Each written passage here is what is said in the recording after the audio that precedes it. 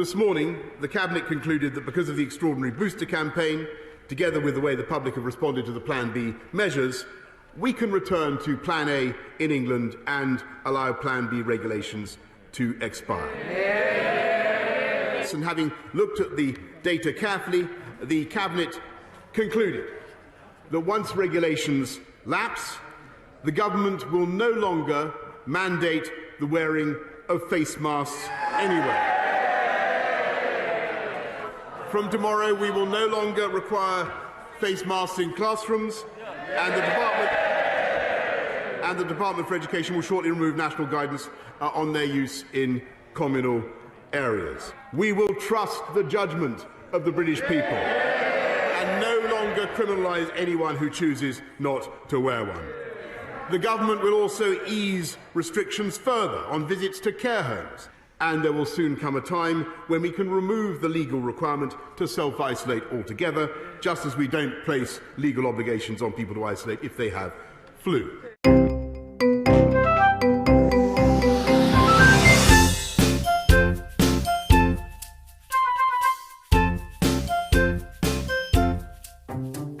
Welcome back to the channel. This is Anna's Thoughts in Musical Parodies, and I am Anna, your hostess. Thank you so much for being here today. If you would like to support what I do here, I invite you to check out the merchandise store, which will be linked in the website that will be linked in the description of this video. I have several different designs, as you can see, moving across the screen that I think would be pretty relatable to most, if not all, of the people who would be here watching this video.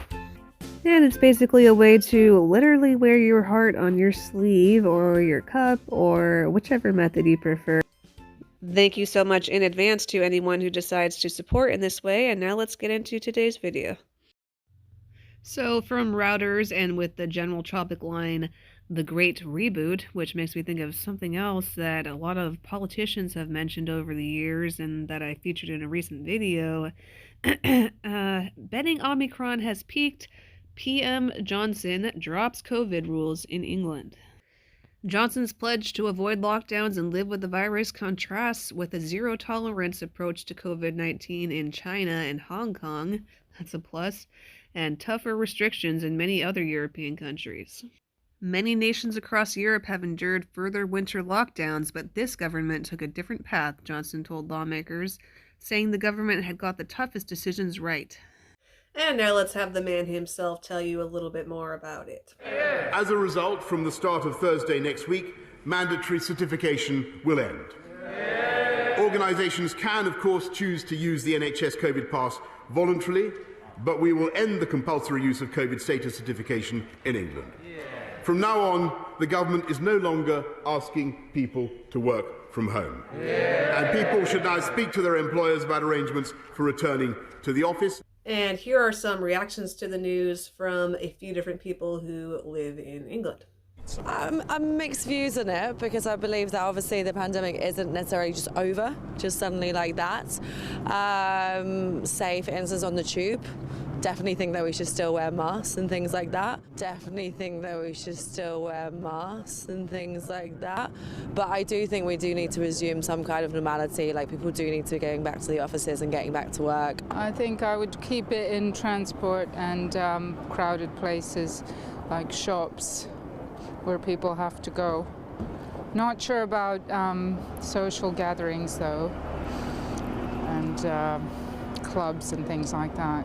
So lift them all, let's get rid of this COVID crack. It's about time we get on with our lives, I think, because the variants are getting weaker and weaker. We're all becoming more immune to it. So I don't see a reason why we should just get back to normality and stuff. So I agree with Kevin the construction worker. I think it's high time that all of this silliness be stopped around the world. In fact, I don't think it ever should have been a thing in the first place. And now here are Boris Johnson's ideas on why it is that he believes that he's able to now drop all of these restrictions and mandates. Encouraging people to change their behaviour to slow the spread of the virus and buying crucial time to get boosters into arms. We made the big call to refocus our National Health Service, necessarily requiring the difficult postponement of many other appointments so that we could double the speed of the booster programme. And thanks to the extraordinary efforts of our NHS and its volunteers, we delivered the fastest booster programme in Europe, reaching half our population before any other European country, with more than 36 million boosters now in arms across the UK, including more than 90% of all over 60s in England. The data are showing that time and again this government got the toughest decisions right.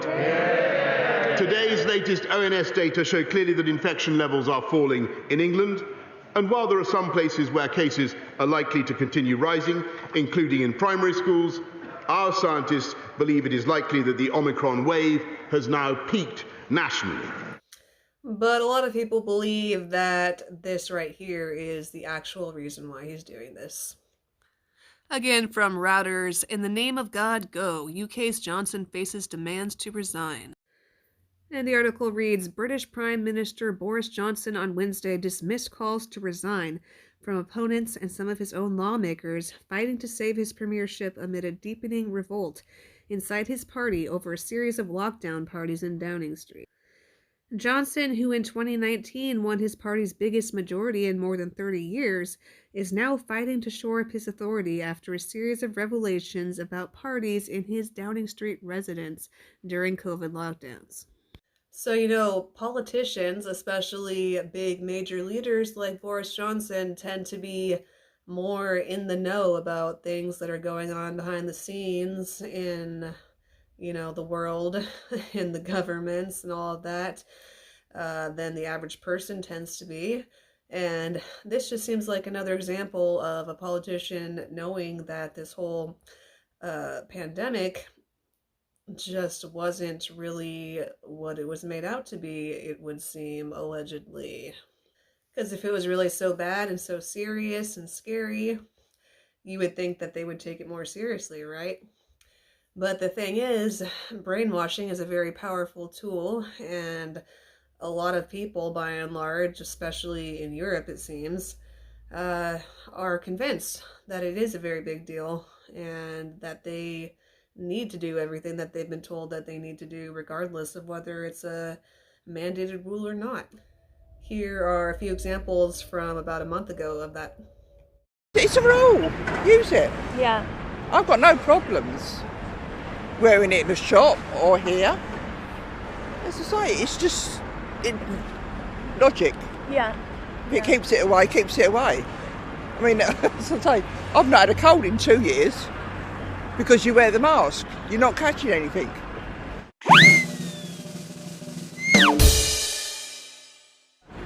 But as I say, they all need to listen to the news and understand. And I try to avoid the concentrations and things like that. But no one was wearing face masks. It was quite a lot of people. So I was like, I don't feel that comfortable because I don't know what the new variant can do on me or affect on my family, for example. So I try to keep far from that. But I think everyone needs to be a little bit more, using face masks. Last week I was quite surprised by how few people were wearing them. Actually, the train is not so bad, but the tubes, I was really surprised. Yeah. Very happy to wear a mask. I do wear a mask in a plane, in a train, in a bus, in a tube. Would you like them here or there? Would you like them in a house? Would you like them with a mouth? Would you eat them in a box? Would you eat them with a fox? I do wear a mask in a plane, in a train, in a bus, in a tube. It's really not that difficult to do it. I don't mind them, especially on the underground, because now there's a lot of people back on the underground and, you're pretty close to each other. So, I'm not too bothered about it, really. So it will be interesting to see how long this actually lasts, when they're gonna change their tune in England, possibly, because, it is kind of going against what most countries are doing, and oftentimes that's a problem if you go against the greater plan, so to speak. So, we'll stay tuned to what is going on, and I will see you around very soon. Thank you again so much for being here today. Since you liked the video enough to make it all the way to the end, don't forget to click the thumbs up and leave your comments in the comment section below. Share with somebody else who would also enjoy. If you really enjoyed it, don't forget to check out the link in the description for several different ways that you can support what I do here. Have a wonderful night, afternoon, morning, evening, whatever time zone you are in, and I will see you next time. Bye.